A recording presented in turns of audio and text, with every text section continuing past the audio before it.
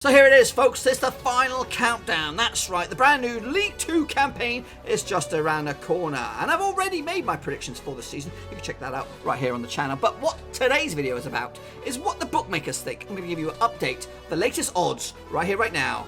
Let's go.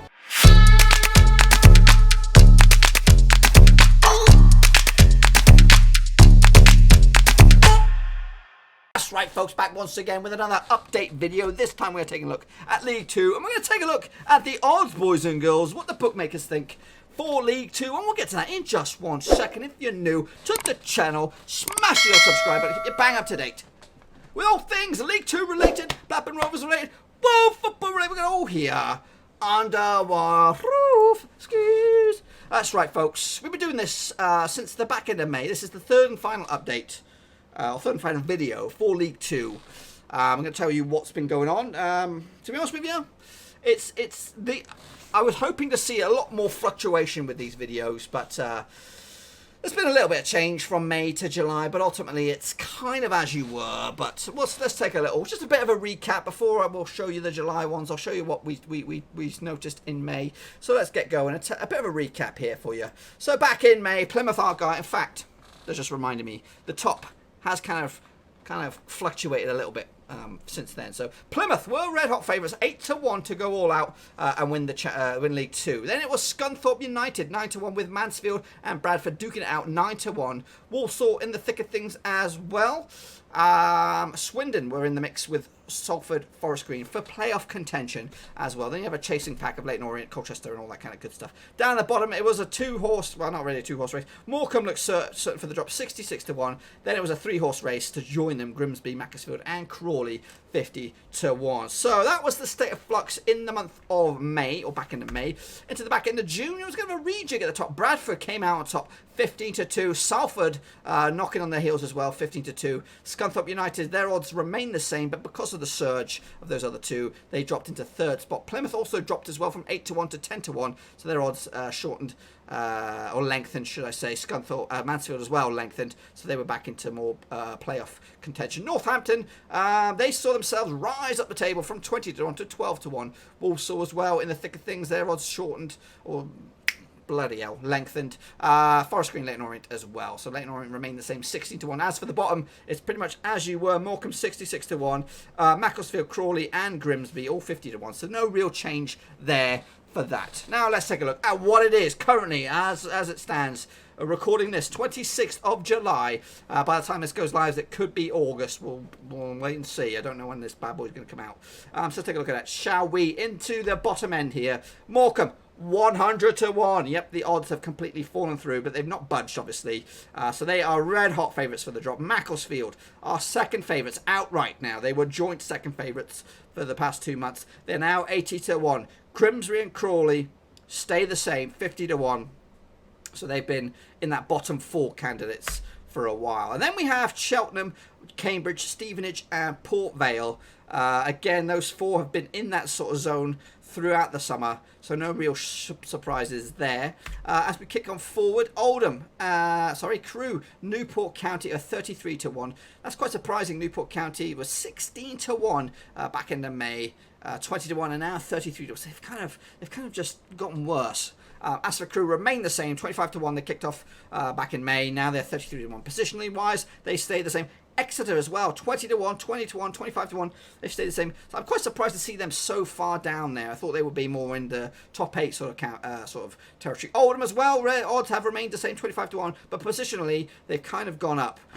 So yeah, credit to them. Into this chasing pack now. These boys are in playoff contention, you would think. Colchester, Carlisle are 20-1. They've been pretty much same sort of territory. Carlisle's odds have 60-1 to 20-1 and remained at 20-1. Colchester, their odds have remained at 16-16 and now gone to 20-1 as well. Swindon 16-1. They started 14-1, so they kind of cut off a little bit. Forest Green 14-1, 16-1.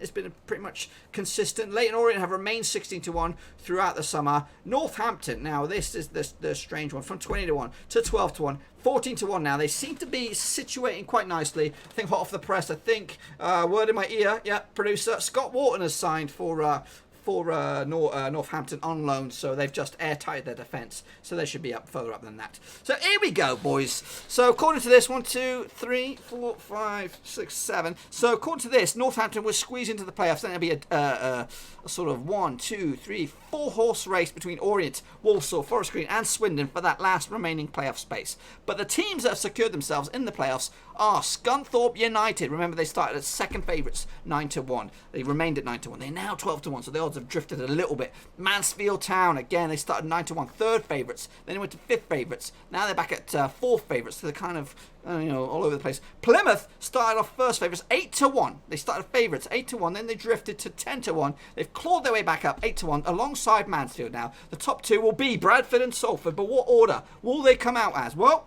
here it is, folks. Salford and Bradford, both forwards, 7-1. So their odds have kind of shortened a smidgen. It was kind of like 7.5-1 in the last month, but they've kind of shortened now to 7-1. So they are favourites. Plymouth and Mansfield hot on the heels, 8-1, boys and girls. So that is the current state of flux. Obviously, I'm tipping Bradford to go all out and do business. I think that's what I picked. I can't remember. Like I said, I did my own prediction video. Check that sucker out to see the comparisons between this, the bookmakers' odds, and what I think. And while I have you, give your own thoughts and opinions on what's going to go on this season in League 2. Who's going to go up? Who's going to go down to the non-league football, the doldrums? Could it be Morecambe? Would it be Macclesfield with Sol Campbell in charge? What about Leyton Orient? Got to keep an eye on them. Got a soft spot for them bad boys.